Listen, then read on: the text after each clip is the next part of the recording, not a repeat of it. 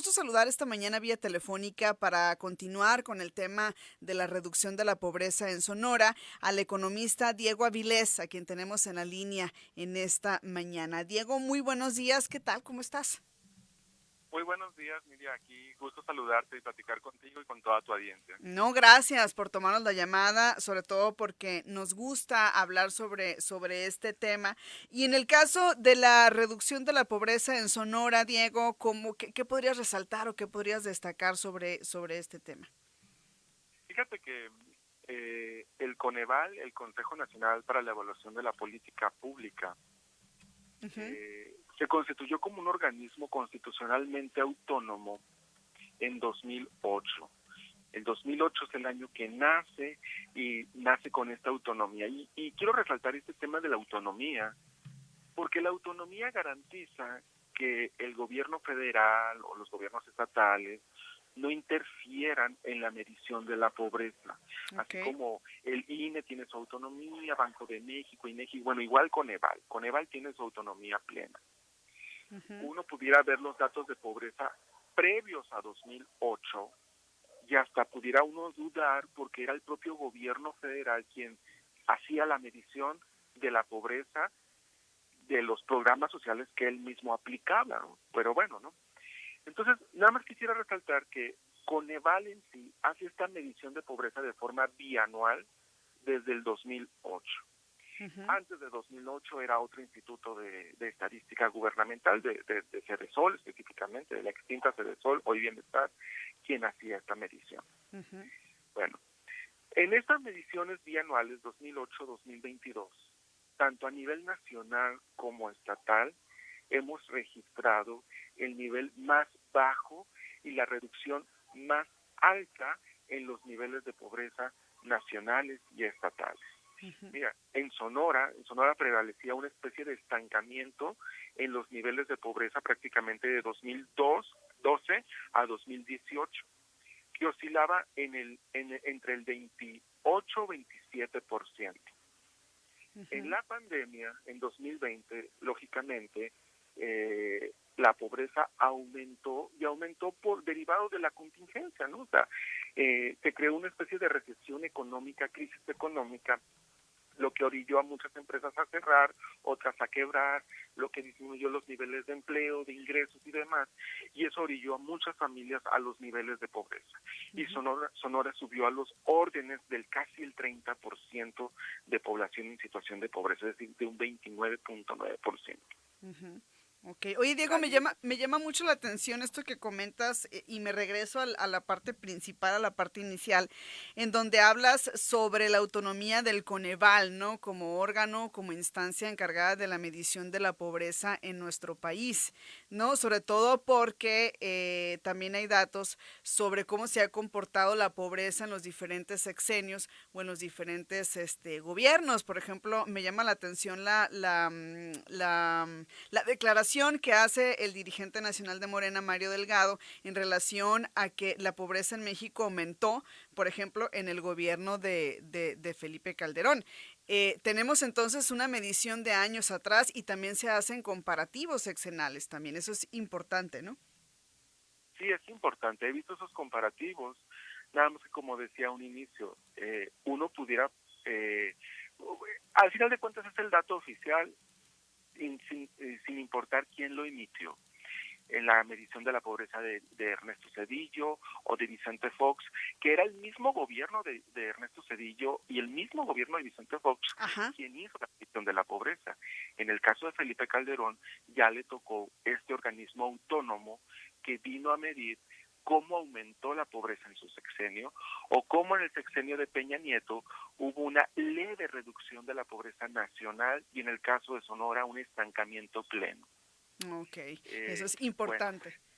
Ujú. Lo que sí, pasó claro. también en el sexenio de Peña Nieto, un estancamiento. ¿A qué obedeció este estancamiento durante este periodo acá en Sonora? Bueno, Por qué nos estancamos? pudiera ser porque no hubo efectividad en su política social. Al final de cuentas eso hace el Coneval. Mide para que los estados y municipios corrijan. Fíjate, En 2018 hubo un cambio en la política económica y social del país. Eso no creo que haya dudas, ¿no? Y luego llega la medición de la pobreza 2020 y hubieron quienes mencionaron que había un fracaso de la política económica y social del presidente López Obrador por este aumento de la pobreza, ignorando completamente el contexto de la pandemia, y eso se me hizo muy grave, ¿no? Bueno, yo creo que esta medición 2022 en los hechos es la primera medición que tiene el presidente López Obrador en su política económica y social. Ujú. Si me preguntas, Sí. ¿qué es lo que hizo que se redujera tanto la pobreza en este periodo? Yo te diría 3 causales. Número 1, digámoslo así, de manera casi natural, la economía, el mercado propio, retomó su rumbo, ¿no? Es decir, en la pandemia hubo un proceso de crisis, recesión. Nos metimos en ese periodo y la economía empezó a resurgir en 2021, 2022. Y eso provoca que empresas vuelvan a abrir, vuelvan a constituirse, a contratar familias, a dar salarios, empleos y demás. Bueno, entonces, lo que la pandemia arrojó a la pobreza, el propio mercado lo sacó de ahí. Ujú. Y posiblemente solamente este hecho nos puso a los niveles pre-COVID en medición de pobreza. Ujú. 2, y muy importante destacar este número 2, la política de salarios mínimos que tiene este país desde 2018. Tremenda la política de salarios mínimos.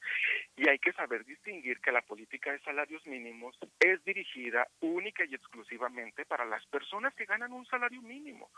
No para un profesionista, no para un profesor, no para un doctor, solamente para las personas que ganan un salario mínimo, que son las personas que viven en situación de pobreza usualmente.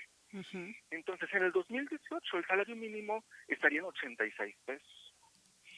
Llegando el presidente López Obrador, empezó con los incrementos del 20% anuales, que al día de hoy el salario mínimo en Hermosillo y en el resto de Sonora está en 205 pesos, y en la frontera norte, en Nogales, Agua Prieta y demás, está en 350 pesos. Ujú.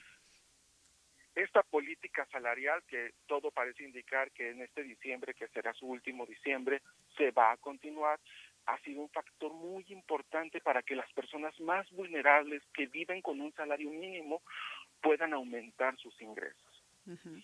Y número 3, importante destacar, la política social, tanto del gobierno federal como del gobierno estatal, Ujú. que han ayudado a que familias aumenten sus ingresos.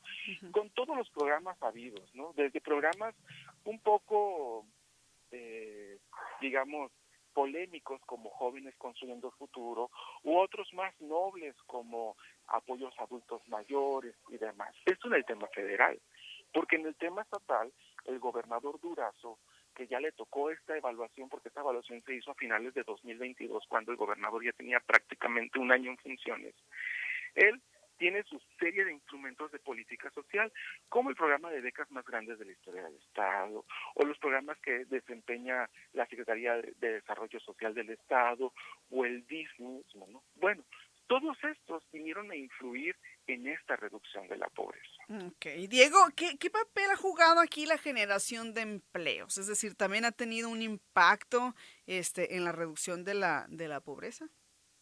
Sí, claro. Esto lo tomo en el primer punto, por eso parto del primer Ah, ok, punto, perfecto. de que el Ahí está mercado. dentro contenido, es decir, o qué tanto debería también de generarse, o qué tantos empleos más deberían también de generarse. Mira, yo pudiera pensar, porque habrá quienes digan, es que la mejor política pública de un gobierno es la generación de empleos. Eso lo vivimos en el sexenio pasado de Peña Nieto, que la economía creció todos los años al por lo menos el 2%. Cuando hay crecimiento económico, hay generación de empleos y generación de empleos. Pero esa generación de empleos, muchos de ellos muy mal pagados y con una política de salarios mínimos oprimida completamente, Ujú. no terminaba ayudando en la reducción de la pobreza. Lo vivimos aquí en Sonora, el estancamiento. Entonces, ¿de qué servía, dirían por ahí, crecer, pero sin que ese crecimiento pudiera distribuirse noblemente con el resto de la población? Ujú. Y es aquí donde entra el llamado Estado regulador, el Estado mexicano regulador, Ujú. que por un lado genera empleos, y por el otro tiene una política de salarios mínimos donde estos empleos tengan salarios un poco más dignos, Ujú. junto con las transferencias sociales de los programas sociales. Ujú. Hoy vemos una economía que crece por lo menos los últimos 6 trimestres registrados por el Instituto de Estadística, y no nada más crece, disminuye significativamente la pobreza. Hoy podemos hablar de un crecimiento acompañado de desarrollo económico, cosa que no veíamos en décadas. Ujú. Muy bien, pues muy interesante esto que nos compartes, Diego. Te agradecemos enormemente tu participación en este espacio el día de hoy y vamos a estar en contacto, si nos lo permites, más adelante para abordar este y otros temas que también son de interés para nuestro auditorio.